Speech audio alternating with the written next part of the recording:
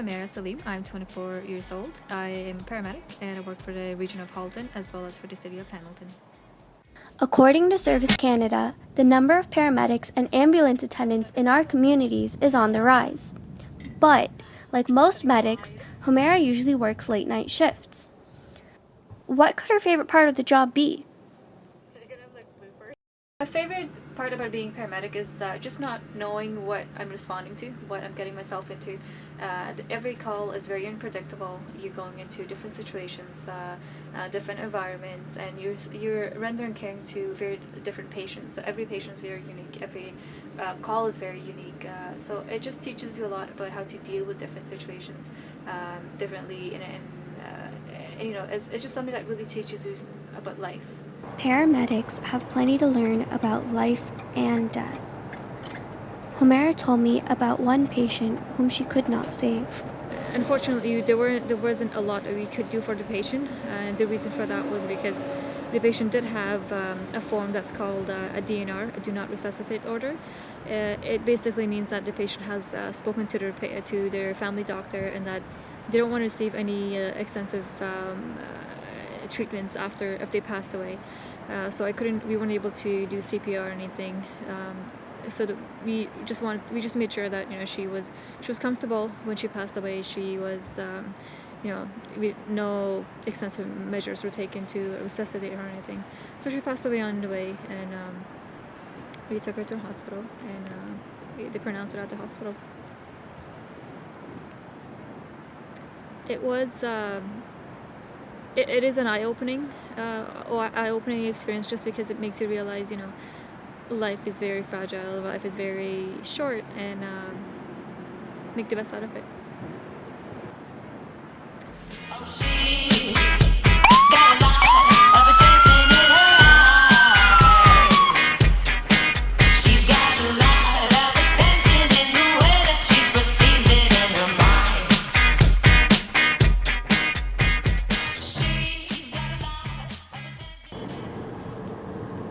I have to say it's just the people, and just the idea, and the passion of helping people. At the end of the day, that's what it comes with. Like, you go attend to a patient, and if you have the drive intrinsically, if you have the drive to help that person, you know, that's where it should come from, and that's the only way.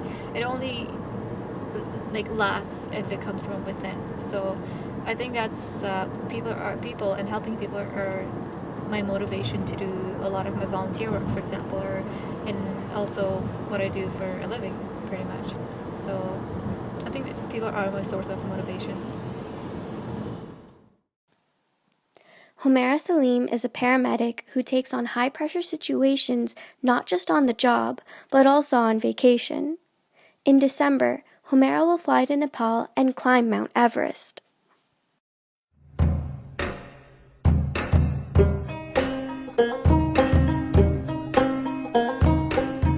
What I was looking to do was I was actually starting to collect donations again. I just collect donations every year since like grade 9 or 10 that I've started for orphan sponsorship, and so I was just kind of thinking about, you know, raising funds again for the same project. And then I came across the project, the challenge for Islamic belief, and I looked at the different challenges they had. They had Mount Everest, they had Morocco, for, you know, walking, by cycling and things like that. So I just wanted to, based on the dates, I think Everest worked out the best out of them all. So I decided to do it, but I wasn't really sure.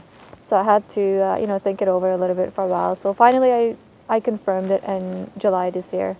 And so it was a good way to raise funds and do something that's fun. Do you remember me from before? Humaira is currently preparing for one of the biggest adventures of her life. I mean, it's the first time I'm going to a really dangerous mountain. However, from what I've heard, from what I've read, it's not so much, it's not that hard, considering it's just going to be the base camp. So it's about 5.3 to 5.6 kilometers above sea level. So it's not as bad as the summit. Obviously, the summit itself is about 8 point something kilometers above sea level, from what I've heard. So it's not as bad. It's very common nowadays for regular people to just go, like not professionals. However, the climb will be long. It's about 2 weeks long, so there's a lot of climbing up and down. And the reason they're climbing up and down is to acclimatize, so they're not going straight to 5.3 kilometers. They're going to go a few meters up and then a little bit back down and then a little bit back up. So that's just to make sure your body gets used to the oxygen levels, the low oxygen levels and stuff. But yeah, and I think I still do have some more research to do before I leave. So I'll see how dangerous or how easy it's going to turn out. The last thing I wanted to know is what Humaira's adventures mean to her. I think it allows you to, it gives you the time to reflect. It allows you to think outside of where your comfort zone, what you're normally accustomed to. So it takes you to places that you haven't been to, and that's where you learn, right? Like you put yourself through challenges that you don't think you can do, and that's where you grow. So I think that's what my main drive is.